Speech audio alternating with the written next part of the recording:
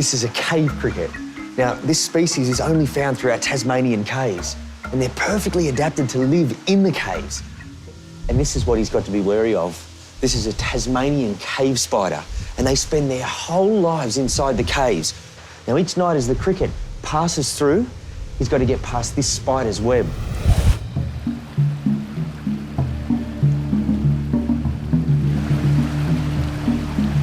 The centre of Tasmania is full of temperate rainforest, just like this, cool forest with running streams. Millions of years ago, a supercontinent called Gondwana looked just like this, but full of prehistoric animals. Tasmania was closer to the equator and covered by a warm and mostly shallow sea. Over time, an almost infinite amount of microscopic marine organisms died and compressed together formed a layer of limestone across the island. All the mountains on top, they came much later. But I'm here to explore another world, a world of darkness where life has adapted to survive without the replenishing effects of sunlight. These limestone caves are a historical timepiece that have provided insight into the history of the Earth. As for wildlife down here, there isn't much, but what there is fascinating. This is a cave cricket. Now, this species is only found through our Tasmanian caves, and they're perfectly adapted to live in the caves. They've got super long legs, and their antennae stretch so much longer than their body. Now, that's because their primary sense is touch. No point having good eyesight in a dark cave. They live a precarious life just on the inside of the cave entrance. But the food they need, vegetation, is found outside the cave. So as night falls, they need to do the trip daily to find their food. But that's not necessarily an easy trip. And this is what he's got to be wary of. This is a Tasmanian cave spider, and they spend their whole lives inside the caves. Now, each night as the cricket passes through, he's got to get past this spider's web. Now, they're quite unique and perfectly adapted to live inside the caves.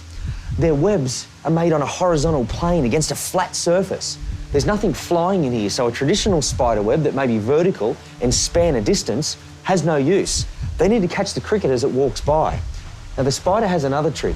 Instead of just having one web, it has two. And if the cricket was to fall through the first, it's captured by the second.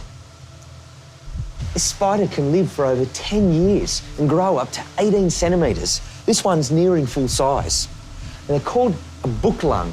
Now, what that means is that they have a very primitive set of lungs, and they're actually on the outside of the body, nothing like ours. Now, the way the lung works is like a book, open and close, open and close, and that draws in humid air to keep the lungs moist, draw in the oxygen to circulate around the body. The closest living relative of the Tasmanian cave spider is another cave-dwelling spider found in Chile, across the Pacific Ocean on the other side of the world. How did that come to be? Well, these spiders were alive in the time of Gondwana, before the continents split.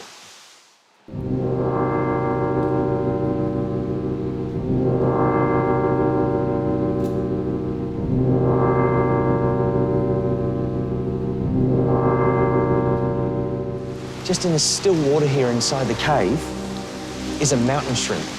And it's safe to say that this shrimp has never seen the light of day. They're filter feeders, and they filter microscopic organisms into their little mouths. They spend their entire life inside the cave.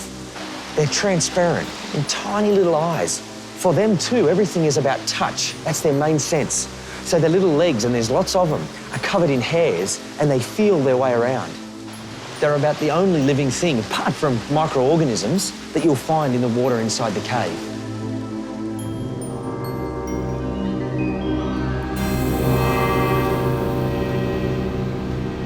Now we're deep inside the cave.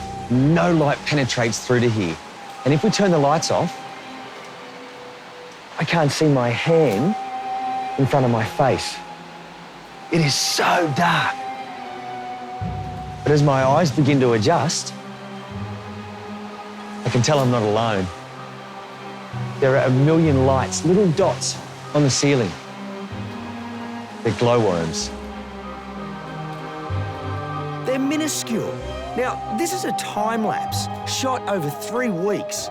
You wouldn't be able to see them move like this, but isn't it just amazing these creatures exist so far underground? Now, if the question of what's a stalactite and what's a stalagmite baffles you, stay tuned. I will settle all arguments. I'm at the Maricopa Caves in Tasmania. Now, if you've ever debated the age-old question of what's a stalagmite or stalactite, then fear not. Tim's here to settle the argument. As rain falls above ground, it absorbs carbon dioxide. This creates carbonic acid, like your soft drink. As that seeps down through the porous earth, it creates a chemical reaction with the limestone and dissolves it. As the water continues down, it now carries with it minerals. One of the main minerals is calcite. As it enters the cave, the liquid deposits the calcite, which begins forming what's known as straws. And every now and then, a straw gets blocked. And over thousands of years, the walls of the straws thicken until eventually you end up with monsters like this, stalactites. As the drips continue to fall, they hit the ground, depositing more calcite. This builds up, creating stalagmites. Every now and then, they meet in the middle and form a column. Now, there's 3 examples here. One that almost has, one that recently has, or still a few thousand years ago, and one that's been together for a long time. That's me done down here. It's chilly. All that's left now is to find my way out. Now, the ranger said lights out and doors shut in 20 minutes. How long have I been down here? Huh? Ranger? Ranger!